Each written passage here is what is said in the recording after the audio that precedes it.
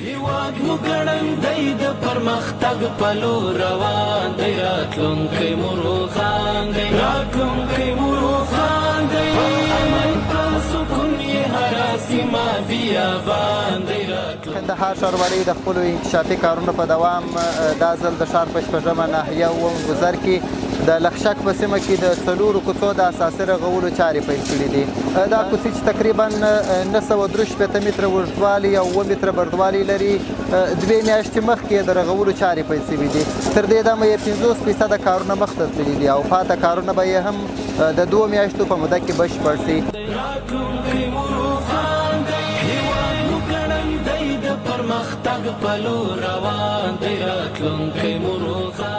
دغه کوڅې اول کې کندنکاري غوښتله، اوله موږ کندنکاري وکړله، هغې نه وروسته بیا سپریټ پریپریشن مخې ته لاړو، بیا هغې نه وروسته بیا سبیس لاړو مخې ته.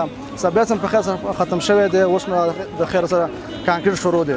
نو کانکریټ هم دغه مخې ته روان دی او فلحال زموږ دغه 4 کوڅې دي. هر یو کوڅه دا کوڅې ټولې زنځیري شکل لري، ځکه یو 4 کوڅې دي.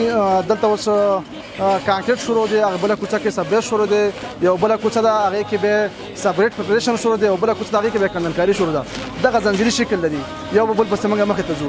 ډېر جنجو خوشحاله یو وجوړېدله، خدای دې وکړي چې وجوړېدل. دلته دا نور بېکاره مخلوق هم په کار اخته سي او دا سړک هم پوخ سي. وروره موږ غریبان خلک یو د دې اخته کړي، ښه کار کوو، ښه ژوند کوو، خپل وطن خپله جوړ کړو، خپله یې وساتو، بل څوک یې نه راجوړي. مخکې دومره ښکلا وو چې دا اوبه راتلې، خلک یې تېرېدلی، اوس سره خوشحاله وو د شهرداري چې موږ ته جوړ کړي.